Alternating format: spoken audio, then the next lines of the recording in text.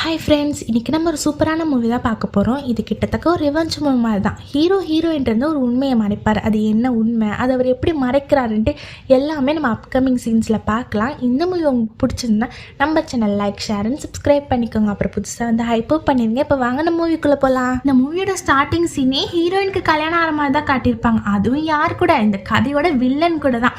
அப்போ தான் வந்துட்டு நிறுத்துங்க அப்படின்ட்டு ஒரு குரல் கேட்குது. யாருன்னு பார்த்தா ஹீரோனோட பையனும் நம்ம கதையோட ஹீரோவும் தான். இப்போ அந்த பையன் சொல்வான், அம்மா இவர் கல்யாணம் பண்ணாதீங்க, இவர் தான் என்னை கடத்தி வச்சிருந்தாரு, அப்போ தான் இந்த அங்கிள் வந்து என்னை காப்பாற்றினாரு அப்படின்ட்டு.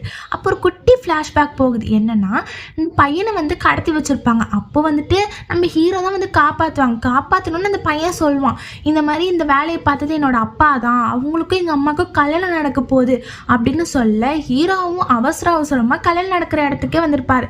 இதெல்லாம் கேட்ட ஹீரோனுக்கு செம்ம ஷாக் ஆகி அப்படியே முழிச்சிட்டு இருப்பாங்க.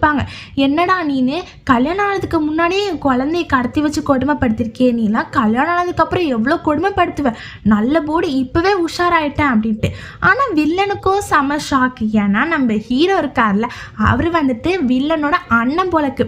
அவரை வந்து 6 வருஷத்துக்கு முன்னாடியே கொலை பண்ண ட்ரை பண்ணியிருக்கான் வில்லன். அதில் செத்ததான் நினச்சிட்டு இருந்திருக்கான் போல். ஆனால் நம்ம ஹீரோ மறுபடியும் திரும்பி வந்ததை பார்த்த உடனே வில்லனுக்கு செம்ம ஷாக் ஆகிடுது. என்னடா நீனு இவ்வளோ வருஷம் கழித்து வந்திருக்க, அப்போ நீ இன்னும் சாகலையா அப்படின்னு ஷாக்கிங்காக பார்த்துட்ருக்கான். அவனுக்கு கல்யாணம் நின்றதை விட அண்ணன் வந்ததில் தான் செம்ம ஷாக் போல். இப்போ அந்த குட்டி பையன் சொல்வான், இந்த மாதிரி அம்மா நீங்கள் வில்லனை கல்யாணம் பண்ணாதீங்க, அதுக்கு பதிலாக இந்த அங்கிளை கல்யாணம் பண்ணிக்கோங்க அப்படின்னு சொல்ல ஹீரோயினுக்கும் வந்துட்டு பையன் சொல்லி எப்படி கேட்காம இருக்கு அப்படின்ட்டு நம்ம ஹீரோவை கல்யாணம் பண்றதுக்காக வந்து போவாங்க. என்னை கல்யாணம் பண்ணிக்கிறீங்களா அப்படின்னு கேட்க வில்லன் சொல்வான், என்னது நீ இந்த பிச்சைக்காரனையா போய் கல்யாணம் பண்ண போற, அவனே ஒத்த பைசா கூட இல்லாத பிச்சைக்காரன், அவன் கூட சேர்ந்தனா நீனும் ஒரு பிச்சைக்காரி ஆயிடுவ, அப்புறம் நீ தெருவில் தான் இருக்க வேண்டியதா இருக்கும், ஆனா நீ என்னை கல்யாணம் பண்ணிக்கிட்டேன்னு வச்சுக்கோயேன், நான் உனக்கு என் சொத்தே எழுதி கொடுப்பேன் அப்படின்ற மாதிரிலாம் பேசி மயக்கிறான். ஆனா ஹீரோயினுக்கு அதுல சுத்தம் கூட விருப்பமே கிடையாது. மறுபடியும் ஹீரோட்டே போய் கேட்குறான், இந்த மாதிரி என்னை கல்யாணம் பண்ணிக்கிறீங்களா அப்படின்னு கேட்க ஹீரோவும் சரி சம்மந்தம் அப்படின்னு சொல்லிப்பான். இப்போ ஹீரோக்கும் கல்யாணமும் ஆயிடுச்சு. இதுல என்னன்னா, நம்ம ஹீரோ இருக்கார்ல, அவர் வந்துட்டு உண்மையான பிச்சைக்காரனே கிடையாது. அவர் பிச்சைக்கார வேஷம் போட்டு தான் வந்திருப்பாரு. ஏன்னா நம்ம ஹீரோ வந்துட்டு ஒரு மிலிட்ரி கமாண்டரா இருப்பாரு. ஆனா அவர் 6 வருஷத்துக்கு முன்னாடி அவரை கொல்ல டைப் பண்றதுனால அது யாரு என்ன இவரை போலீஸ்ல புடிச்சு கொடுக்கணும் அப்படின்றதுக்காகவே இப்ப பிச்சைக்கார வேஷத்துல வந்திருப்பாரு. இப்ப பிச்சைக்கார வேஷத்துல கல்யாணம் ஆயிடுச்சு. அதனால அவர் ஒய்ஃப், அதாவது ஹீரோயின் கிட்ட அவர் ஒரு மிலிட்ரி கமாண்டர் அப்படின்றத சொல்லக்கவே மாட்டாரு. இப்போ கல்யாணம் முடிஞ்சதுக்கு அப்புறம் குடும்பமா ரோட்ல நடந்து போயிட்டு இருக்காங்க. அப்பதான் அந்த பக்கமா நம்ம ஹீரோவோட அசிஸ்டன்ட் வந்து கிராஸ் பண்றாரு. இதை பார்த்தோன்னா நம்ம ஹீரோ வந்துட்டு ஹீரோயின்ட்டு இரு ஒரு நிமிஷம் ரெஸ்ட் ரூம் போயிட்டு வரேன் அப்படின்ற மாதிரி சொல்லி அசிஸ்டண்ட்டை பார்க்க போயிருப்பாரு. இப்போ அசிஸ்டண்ட்டு கேட்பாரு, இந்த மாதிரி நீங்க இத்தனை நாள் வந்து தலைமறைவா தானே இருந்தீங்க சார், என்ன திடீர்னு இங்க வந்திருக்கீங்க அப்படின்னு கேட்க நம்ம ஹீரோ சொல்வார், இந்த மாதிரி இன்வெஸ்டிகேஷனுக்காக நான் வந்திருக்கேன் அப்படின்னு சொல்ல கையில இருந்த வெட்டிங் கார்டை பார்த்து, என்ன உங்களுக்கு கல்யாணம் ஆயிடுச்சா, அந்த பொண்ணு கூட உங்களுக்கு கல்யாணம் ஆயிடுச்சா அப்படின்னு கேட்குறாங்க. அதாவது என்னன்னா சின்ன ஃப்ளாஷ்பேக் போயிடுவாங்க. என்னன்னா நம்ம ஹீரோக்கு ஒரு வாட்டியே ட்ரிங்க்ஸ் கொடுத்துருப்பாங்க, அதே மாதிரி அங்கே வந்து இன்னொரு பொண்ணுமே ட்ரிங்க்ஸ் குடிச்சிருப்பா. அதனால அவங்களுக்கு என்ன நடக்குதுன்னே தெரியாம 2 பேரும் ஒரே ரொமான்ஸ் லவ்வா இருந்திருப்பாங்க. அதனால வந்த குழந்தையா இருக்குமோ, ஒருவேளை அவங்களா தான் இருப்பாங்களோன்ற மாதிரி அந்த அசிஸ்டன்ட் கேட்பாங்க. அதுக்கே ஹீரோ இல்லை அவங்களாம் அன்னைக்கே செத்துட்டாங்க, இது வேற ஒரு பொண்ணு அப்படின்னு சொல்றாங்க. சரி இப்போதைக்கு நீங்க போயிரு, இது நம்ம 2 பேத்துக்கும் உள்ள விஷயம், இது யாருக்கும் தெரியக்கூடாது அப்படின்ற மாதிரி சொல்லி ஹீரோவும் இப்போ போய் அவங்க ஒய்ஃப் கூட ஜாயின் பண்ணிடுறாரு. இப்போ ஒய்ஃபும் சொல்கிறாங்க, அதாவது ஹீரோயின் வாங்க நம்ம வீட்டுக்கு போகலாம் அப்படின்னு கூப்பிட ஹீரோ சொல்கிறாரு, இல்லை நான் போய் உங்கள் வீட்டுக்கா, நானே ஒரு பைசா கூட இல்லை பிச்சைக்காரன், எங்கள் ஃபேமிலி எங்களை அப்போவே 6 வருஷத்துக்கு முன்னாடி என்னை வெளில துரத்திடுச்சு, ஆனால் இப்போ நீ எப்படி என்னை போய் உங்கள் வீட்டுக்கு கூப்பிட்ற அப்படின்னு கேட்க ஹீரோயினும் வந்துட்டு இதில் என்ன இருக்குது, நீங்கள் ஏன் ஒரு பைசாவும் இல்லாத பிச்சைக்காரன்னு சொல்கிறீங்க, நானே ஒரு ஃபேக்ட்ரி வச்சுருக்கேன், அதில் எனக்கு நிறைய காசு கிடைக்கும், அது எல்லாமே உங்கள் காசு நம்ம காசுன்னு என்ன இருக்குது, நான் சம்பாதிக்கிறது உங்களுக்கு கொடுக்குறேன், அப்போ நீங்களும் வந்து ஒரு சம்பாத்தியக்காரன் தான் அப்படின்ற மாதிரி சொல்கிறாங்க. உடனே ஹீரோக்கு ஒரு கான்ஃபிடென்ட் வருது, ஓ சரி அப்படின்ட்டு.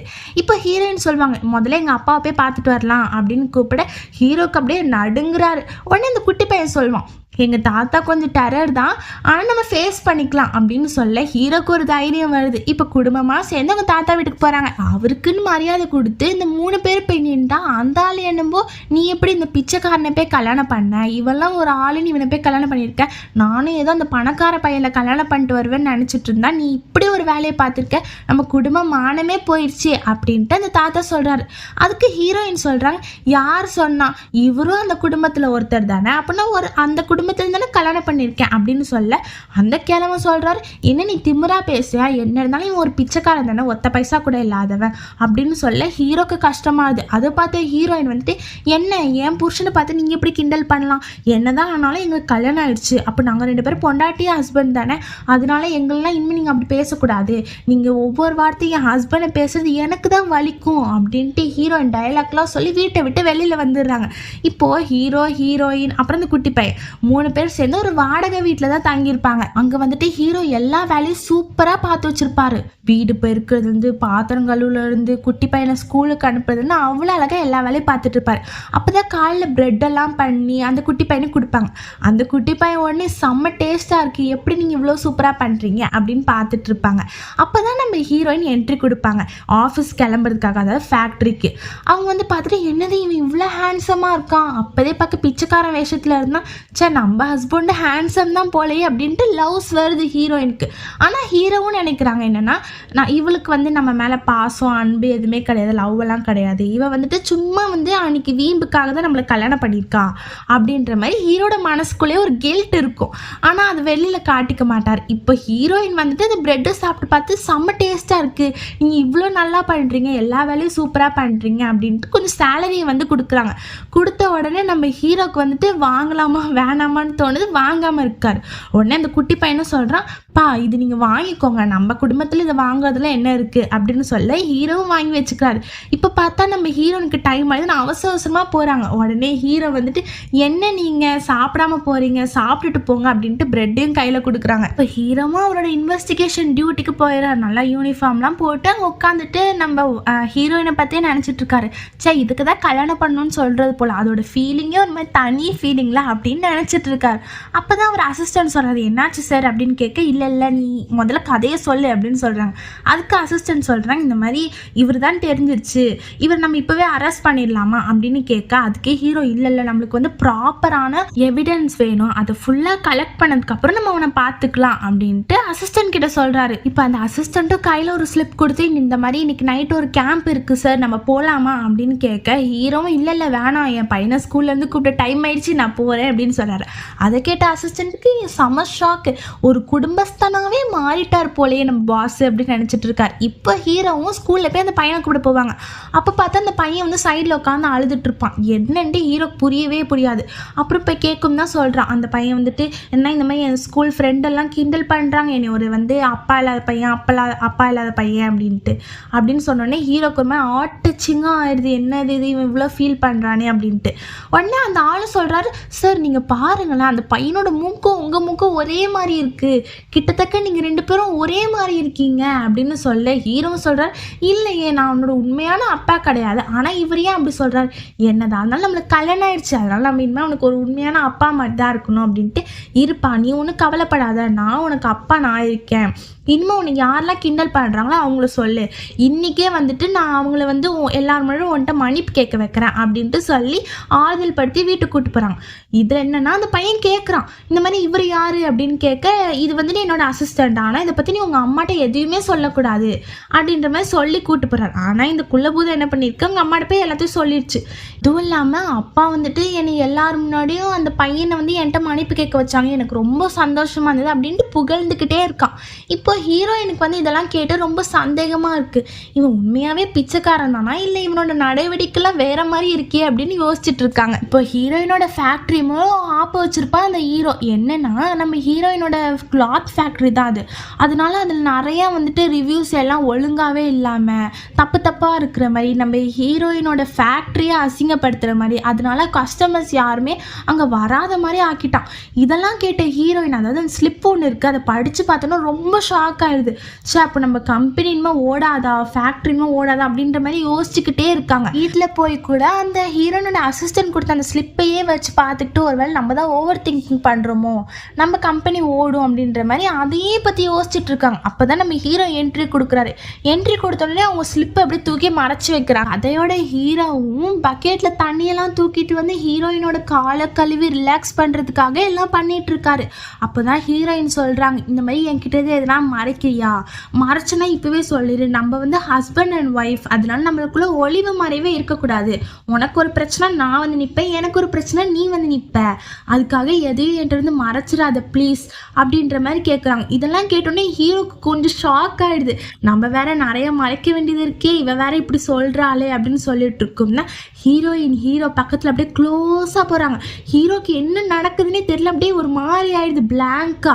என்னன்னு பார்த்தா நம்ம ஹீரோயின் கிஸ் பண்ணிட்டாங்க.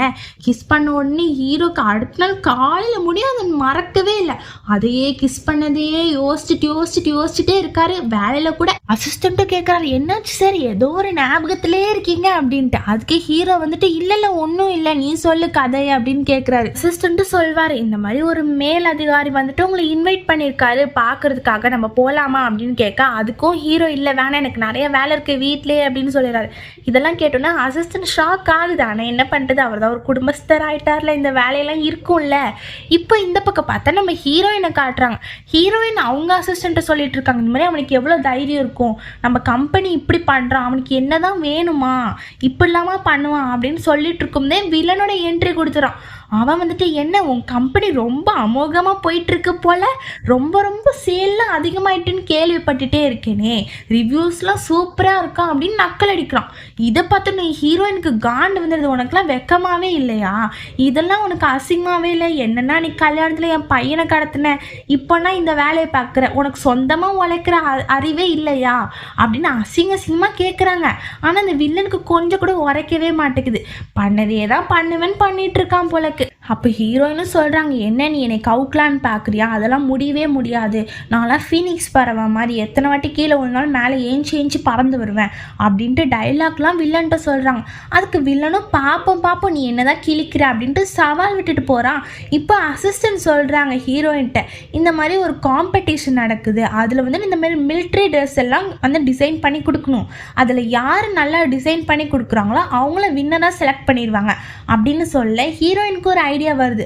ஒரு வேளை இதில் நம்ம ஜெயிச்சிட்டோம் அப்படின்னா நம்ம ஃபேக்ட்ரியோட மானம் திரும்பி வந்துடும், அதனால நம்மளுக்கு சேல் மறுபடியும் அதிகமாகும் அப்படின்ற மாதிரி ஐடியா பண்ணிவிட்டு அந்த ஒரு இப்போது காம்படிஷனுக்குலாம் ஒரு சீஃப் இருப்பார்ல, அவரை பார்த்து பேசலாம் அப்படின்ற மாதிரி பேசுகிறதுக்கு ரெடியாக போகிறாங்க. அதுக்கு அசிஸ்டண்ட்டும், எப்படி நம்மளால் போக முடியும், நம்மளே ஒரு சின்ன ஃபேக்ட்ரி தான் வச்சுருக்கோம், நம்மளாம் சேர்த்துக்க மாட்டாங்க அப்படின்னு சொல்ல ஹீரோயின், நான் எப்படியாவது பேசி சேர்த்துக்க வைப்பேன் அப்படின்ற மாதிரி அந்த இடத்துக்கு போகிறாங்க. இப்போ இந்த பக்கம் பார்த்தா ஹீரோ வந்துட்டு அவங்க பையன் கூட இருக்கான். அந்த பையனுக்கு வந்து சாப்பிட எல்லாமே ரெடி பண்ணி வச்சுருக்கான். பட் அந்த இடத்துல அப்போ வந்து நம்ம ஹீரோ சொல்கிறாங்க, இந்த மாதிரி உனக்கு பிடிச்சதெல்லாம் சாப்பிடு அப்படின்னு சொல்ல இப்போ அசிஸ்டண்ட்டுக்கும் வந்துட்டு ரொம்ப சந்தோஷமாக இருக்குது ஹீரோவை இப்படி பார்க்க. அப்போ தான் அந்த குட்டி பையன் சொல்கிறாங்க, இந்த மாதிரி அம்மா இந்த இடத்துக்கு வரேன்னு சொன்னாங்க, ஏதோ ஒரு இடத்துக்கு அப்படின்ட்டு, ஆனால் அவங்க இருக்கிறதே அந்த இடமா தான் இருக்கும். அதனால வந்துட்டு ஹீரோக்கு அப்படியே ஷாக் ஆகிடுது. என்னதுன்னு சொல்கிறதுக்குள்ளே ஹீரோயின் வந்துடுறாங்க. ஹீரோயின் சத்தம் கேட்டோன்னா அப்படியே டேபிள் கார்டில் வந்து குனிஞ்சிடுறாங்க. குனிஞ்சதுக்கப்புறம் அந்த பையனும் சொல்கிறான், ஏதோ அம்மா வாய்ஸ் கேட்குற மாதிரியே இருக்குது அப்படின்ட்டு. அதுக்கு ஹீரோவும், இல்லை நம்ம வந்து தப்பாக நினச்சிட்ருக்கோம், நம்ம சும்மா கேம் விளாட்றோம் ஒளிஞ்சு அதனால நீ எதுவும் நினச்சிக்காத அப்படின்ற மாதிரி அவனை வந்து சமாதானப்படுத்திட்டு இருக்காரு. இப்போ ஹீரோவும் ஹீரோயின்ட்ட சொல்லிட்டு இருப்பாரு வீட்டில், இந்த மாதிரி நீனும் எத்தனை நாள் தான் வந்து இப்படி வந்து நம்ம குடும்பத்துக்காக ஓடுவேன், நானும் எதனா ஒரு இன்டர்வியூவில் போய் செலக்ட் ஆகிட்டு வேலையில் சேர்ந்துடுறேன் அப்படின்னு சொல்ல ஹீரோயின் சொல்லுவாங்க, ஏன் நம்மகிட்ட பணமாக கஷ்டம், நான் சம்பாதிச்சு தரேன் நீங்கள் இருங்க அப்படின்னு சொல்ல ஹீரோ சொல்வார், இல்லை எனக்கு ஒரு செல்ஃப் கான்ஃபிடன்ஸ் கான்ஃபிடென்ட்டும் ஒன்று வேணும்ல, அதனால நான் போகிறேன் அப்படின்னு சொல்லுவாங்க. ஹீரோயினும் சரி என்னமோ பண்ணுன்னு சொல்லி விட்டுருவாங்க. இப்போ ஹீரோ வந்து சந்தோஷமாக வெளியில் வருவார். அப்போ தான் அந்த அசிஸ்டண்ட்டும் வருவார். அசிஸ்டன்ட் வந்து சொல்வார், இந்த மாதிரி அந்த காம்படிஷன் நடக்கிறதுக்கான செலெக்ஷன் வந்து அங்கே தான் வச்சுருக்காங்க, அதாவது அந்த ஆள் அங்கே தான் இருக்காராம் அப்படின்னோடனே நம்ம ஹீரோவும் போய் பேசலாம் அப்படின்ட்டு அங்கே கிளம்பிடுவார். இப்போ ஹீரோயினுக்கும் அசிஸ்டன்ட் வந்து சொல்லுவாங்க, இந்த மாதிரி காம்படிஷனுக்கான சீஃப் வந்து அங்கே தான் இருக்காங்களா, அதனால் நம்ம போய் பேசலாம், ஆர்டர் வந்து நம்ம எடுத்துக்கலாம் அப்படின்ற மாதிரி ஹீரோயின்ட்ட வந்து சொன்னோன்னே ஹீரோயின் ஷாக் ஆகி சரி நம்மளே போகலாம் அப்படின்ட்டு டிசைட் பண்ணுவாங்க. அப்போ தான் இந்த குட்டி பையன் கேட்பான், எங்கம்மா போகிறீங்க அப்படின்ட்டு. நான் ஒரு இடத்துக்கு போகிறேன், உன்னையும் கூட்டு போவான்னு கேட்டோன்னா சரின்னா இவனையும் கூட்டு போய் கீழே உட்கார வச்சுருவாங்க ஸ்டெப்ஸ்க்கு பக்கத்தில். இங்கே பத்திரமா உட்காந்துக்கோ, யார் வந்தாலும் வெளில போகக்கூடாது, இங்கே இருக்கணும்னு அப்படின்ற மாதிரி சொல்லிட்டு போவாங்க. ஹீரோவும் அதே இடத்துல தான் இருப்பார். இப்போ தான் ஒரு பஜாரி பொம்பளை அங்கே வந்துடுவான். வந்துட்டு நம்ம இந்த குட்டி பையனை வந்து நீ எதுக்குடா இங்கே வந்திருக்க, நீனே பார்க்க பிச்சைக்கார பையன் மாதிரி இருக்க, உன்னை யார் இங்கெல்லாம் விடுறா, இதெல்லாம் எவ்வளோ பெரிய இடம் தெரியுமா, யார் உன்னை இங்கெல்லாம் விடுறா, மரியாதை வெளில போ அப்படின்னு சொல்கிறாங்க. அதுக்கு அந்த பையனும் பாவமாக எங்கள் அம்மா இங்கே தான் இருக்காங்க, எங்கள் அம்மா தான் இந்த மாதிரி கூட்டிகிட்டு வந்தாங்க அப்படின்னு சொல்கிறான். அதுக்கு அந்த பொம்பளை மனசாட்சியே இல்லாமல் யார் உன்னை கூட்டிகிட்டு வந்தால் என்ன, நீ இங்கெல்லாம் இருக்கக்கூடாது, மரியாதையே வெளில போ, உன்னையெல்லாம் இங்கே விடுறதுனால எங்களோட இதுக்கே வந்து அசிங்கம் அப்படி இப்படின்னு நிறைய சொல்லி துரத்துறாங்க. அந்த பையனும் அவனு கத்துவான். கத்துன வேகத்துல இப்போ ஹீரோ கீழே இறங்கி வந்துடுவார். வந்துட்டு இந்த மாதிரி எதுக்கு நீங்கள் இப்படிலாம் பண்ணுறீங்க, இந்த பையனை எதுக்கு நீங்கள் இப்படிலாம் பண்ணுறீங்க, அது ஏன் பையன் தான், நாங்கள் தான் இங்கே கூட்டிகிட்டு வந்தோம் அப்படின்ற மாதிரி சமாளிக்கிறாரு. ஆனால் அதுக்கு அந்த பொம்பளை வந்துட்டு உன்னையே இங்கே வரக்கூடாதுன்ற, நீ உன் பையனை வர கூட்டிகிட்டு வந்தியா, சி உங்களெல்லாம் பார்த்தாலே எனக்கு எரிச்சலாக வருது, நீங்களும் ஒரு பிச்சைக்காரங்க தானே அப்படின்னு சொல்லி ரொம்ப அவமானப்படுத்துகிறா. அப்போ தான் அவன் என்ன பண்ணுறா, இவங்கள விட்டதுனால அந்த அசிஸ்டண்ட்டை கூப்பிடுவான். அசிஸ்டண்ட்டை கூப்பிட்டா இவரெல்லாம் வெளில துரத்திடுவான்னு நினச்சி கூப்பிட்டுருப்பா போல. ஆனால் அவருக்கே தெரியாது அந்த அசிஸ்டண்ட்டே நம்ம ஹீரோக்கு கீழே தான் வேலை பார்க்குறான்ட்டு. பெரிய இது மாதிரி கூப்பிடுவான். அவரும் வந்தோடனே இந்த பாருங்க இந்த பிச்சைக்காரங்களாம் நம்மளோட ஹோட்டலுக்குள்ளே வந்திருக்காங்க அப்படின்ற மாதிரி சொல்லுவான். சொன்னோன்னா அந்த அசிஸ்டண்ட்டுக்கு செம கோவம் வந்துடும். கோவம் வந்து இவரை நல்லா ரைடு விட்டுருவாரு. ரைடு விட்டோன்னா எங்கே நம்ம வேலை போயிடும்ட்டு குஞ்சு குஞ்சு மன்னிப்பு கேட்பா. இப்போ ஹீரோவும் அந்த பையனை சமாதானப்படுத்தி வாப்பா நம்ம சாப்பிடலாம் அப்படின்ற மாதிரி கூட்டிகிட்டு போய் ஒரு இடத்துல சாப்பிட உட்காந்துருப்பாரு. அப்போ தான் அசிஸ்டண்ட் வந்து கூப்பிடுவார், இந்த மாதிரி மேடம் வந்து அவங்கள பார்க்க போயிட்டாங்களாம் அப்படின்னு சொல்ல ஹீரோவும் சரி இவனை நீ பார்த்துக்கோ, நான் வந்து வெயிட்டராக போய் அங்கே போய் நிற்கிறேன் அப்படின்ற மாதிரி சொல்லுவாங்க. அதை கேட்டோன்னா அசிஸ்டண்ட்டுக்கு செம்ம ஷாக் ஆயிரும். என்னது எப்படி இருந்தவர் இப்போ என்ன வெயிட்டராக போகிறேன்றாரு அப்படின்ற மாதிரி கவலையாக பார்ப்பாரு. இப்போ இந்த பக்கம் பார்த்தா ஹீரோயினும் அந்த ஆள்கிட்ட பேசிகிட்டு இருப்பார். அதாவது இந்த காம்படிஷனுக்குலாம் சீஃப் இருப்பார்ல அவர்கிட்ட தான் பேசிகிட்டு இருப்பார். இந்த மாதிரி எங்களுக்கு ஒரு சான்ஸ் கொடுங்க, நாங்களும் பண்ணுறோம் அப்படின்னு கேட்க அந்த ஆள் என்ன போய் எகுருவான், நீங்களாம் ஒரு சின்ன ஃபேக்ட்ரி தான், உங்களுக்கு போய் எப்படி நாங்கள் இவ்வளோ பெரிய ஆர்டர் கொடுக்குறது, அதுவும் இல்லாமல் இதில் நீங்கள் செலக்ட் ஆகணும், ஆனால் உங்களெலாம் நாங்கள் செலக்ட் பண்ண மாட்டோம், ஏன்னா நீங்களே ஒரு சின்ன ஃபேக்ட்ரி தானே வச்சுருக்கீங்க, நீங்கள் எங்கேருந்து பெருசாக டிசைன் பண்ண போகிறீங்க, இது எங்களுக்கு டைம் வேஸ்ட் தானே அப்படின்ற மாதிரிலாம் சொல்லுவான். இப்போது அந்த சீஃப் இருக்கால அவனே நம்ம அசிஸ்டண்ட், அதாவது ஹீரோட அசிஸ்டண்ட் கீழே தான் ஒர்க் பண்ணிகிட்டு இருப்பான். அப்போன்னு பார்த்து இவன் வேற இவளை நம்ம ஹீரோயினை ரொம்ப திட்டிருப்பானா. அப்போ தான் நம்ம ஹீரோ வெயிட்டர் கெட்டப்பில் வருவார். அப்போ தான் அந்த அசிஸ்டண்ட்டும் அவர் கூட வருவார். பார்த்த உடனே அந்த ஆளுக்கு செம்ம ஷாக் ஆயிரும். அதாவது அந்த சீஃபுக்கு, என்ன சார் நீங்களே இவ்வளோ தூரத்தில் எப்படி வந்தீங்க, எதுக்கு வந்தீங்க அப்படின்னு கேட்குறாங்க. உடனே அவர் வந்து என்ன பண்ணுறாரு, எல்லாமே நம்ம ஹீரோயின் இதுக்கு முன்னாடி தெரிஞ்ச மாதிரி வந்து பேசிகிட்டு இருக்காங்க. ஹாய் மேம் எப்படி இருக்கீங்க அப்படின்னு கேட்க ஹீரோயினுக்கு ஒன்றுமே புரியல. ஆனால் சரி எல்லாம் நம்ம ஹீரோ பார்த்த வேலையாக தான் இருக்கும் அப்படின்ட்டு வந்து ரொம்ப நல்லா பேசிகிட்டு இருக்காங்க சகஜமாக. இதை பார்த்தோன்னா அந்த ஆளுக்கு வந்து ஷாக் ஆயிடுது. என்னது இவங்க இதுக்கு முன்னாடி தெரிஞ்சவங்க, இவங்க யாருன்னு தெரியாம இவங்க கிட்ட ரொம்ப பேசிட்டோமோ அப்படின்ட்டு. இன்னும் ஹீரோட அசிஸ்டன்ட் கிட்ட பர்மிஷன் கேட்பாங்க. இந்த மாதிரி நாங்கள் இந்த மாதிரி காம்படிஷன்ல கலந்துக்கலாமா அப்படின்னு கேட்க அவரும் ஓகே அப்படின்ற மாதிரி பர்மிஷன் கொடுத்துருவாரு. இதை பார்த்தோன்னா அந்த சீஃப்க்கு மூஞ்சி கோணிக்கிட்டு போகும். அதுக்கப்புறம் ஹீரோவும் ஹீரோயினும் ஒன்றா வீட்டுக்கு போவாங்க, வாங்க நம்ம போகலாம் அப்படின்ட்டு. ஹீரோயினும் சொல்லுவாங்க, இந்த மாதிரி நீங்கள் வெயிட்டர் ஜாப் எல்லாம் ரிசைன் பண்ணிடுங்க, நம்மளுக்கு அதெல்லாம் தேவையில்லை, நானே உங்களுக்கு சம்பாதிச்சு கொடுக்குறேன் அப்படின்ற மாதிரி பேசிகிட்டு இருக்காங்க. அப்படியே அடுத்த சீன் காட்டுறாங்க. அதில் அந்த வில்லனும் அந்த சீஃபும் ஒன்றா இருந்து பேசிகிட்டு இருக்காங்க. இந்த மாதிரி நீ எப்படி அவங்கள விட்ட அப்படின்ட்டு வில்லன் கேட்க அதுக்கு சீஃப் நான் என்ன பண்ணுறது, அந்த அசிஸ்டண்ட்டும் வந்துட்டாரு, எல்லாரும் வந்ததுனால நான் விட்டுட்டேன், சரி விடு நீ உன்னோட காம்படிஷனில் பெஸ்ட்டாரு அப்படின்ற மாதிரி கொஞ்சம் பேசிட்டு போயிடுறாங்க. இப்போ ஹீரோவும் ஹீரோயினும் ரோட்டில் நடந்து போயிட்டு இருப்பாங்கல்ல, அதை வந்துட்டு இந்த வில்லன் பார்த்துட்டு சொல்லுவான், சி இந்த பிச்சைக்காரன் கூட போய் நீ சேர்ந்துருக்க, என் கூட இருந்ததுன்னா நீ இப்போ எப்படி இருந்திருப்ப, ஆனால் போய் பிச்சைக்காரனை கல்யாணம் பண்ணிட்டு இப்போ ரோட்டில் அப்படியே லாத்துற அப்படின்ற மாதிரிலாம் கேட்பான். இதை கேட்டோன்னே ஹீரோயினுக்கு செம்மையாக கோவம் வந்துடுது.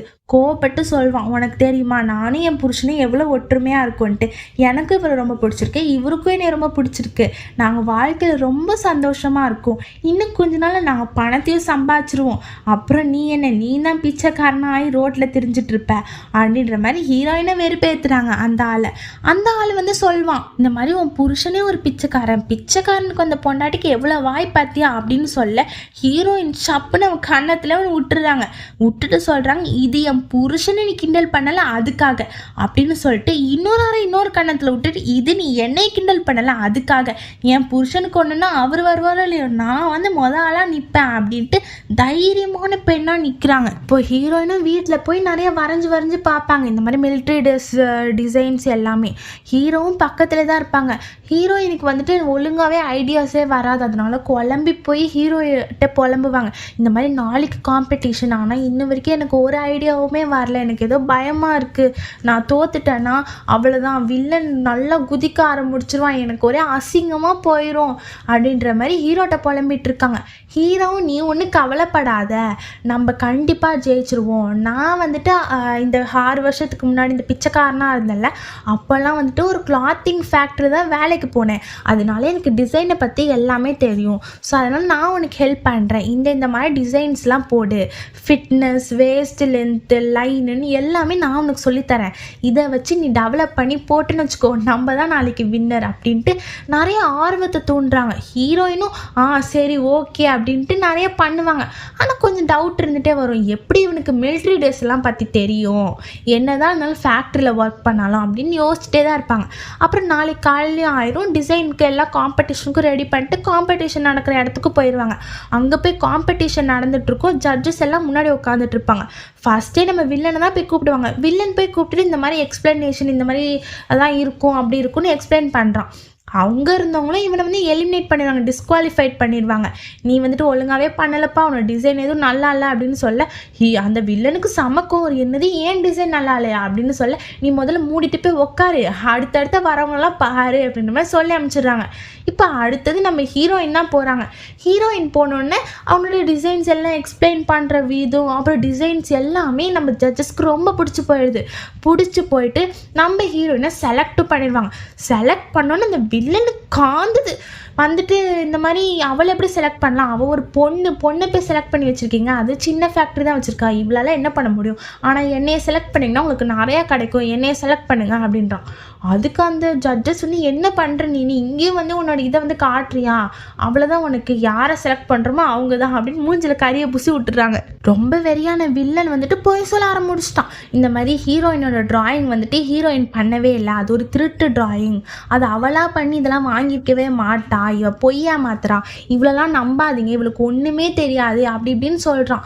இதெல்லாம் கேட்டோன்னா ஜட்ஜு குழம்பே நிற்கிறாங்க. ஹீரோயினும் என்ன உனக்கு வாய்க்கு வந்ததெல்லாம் பேசுவியா, நீ தோத்துட்டுன்றதுக்காக என் மேலே இப்படிலாம் பழி போடுவியா, உனக்கு என் மேலே அப்படி என்ன போறாம, இது நான் நைட்டு ஃபுல்லாக நானும் என் ஹஸ்பண்டும் சேர்ந்து ஒர்க் பண்ணது அப்படின்னு சொல்ல, வில்ல வந்து யார் இந்த பிச்சைக்காரனா, இதிலே கண்டுபிடிச்சிட்டு நீ போய் தான் சொல்கிற அப்படின்ட்டு, அந்த பிச்சைக்காரனுக்கே ஒன்றும் தெரியாது, நீ அவனை பார்த்து என்ன கற்றுருப்ப அப்படி இப்படின்ட்டு வாய்க்கு வந்ததெல்லாம் பேசுகிறான். ஹீரோயினுக்கும் செம்ம கோவமாகி என்ன பேசுதுன்னு தெரியாமல் நின்றுட்டு இருப்பாங்க. அப்போ தான் நம்ம ஹீரோ வந்து என்ட்ரி கொடுப்பாரு அசிஸ்டண்ட்டோட.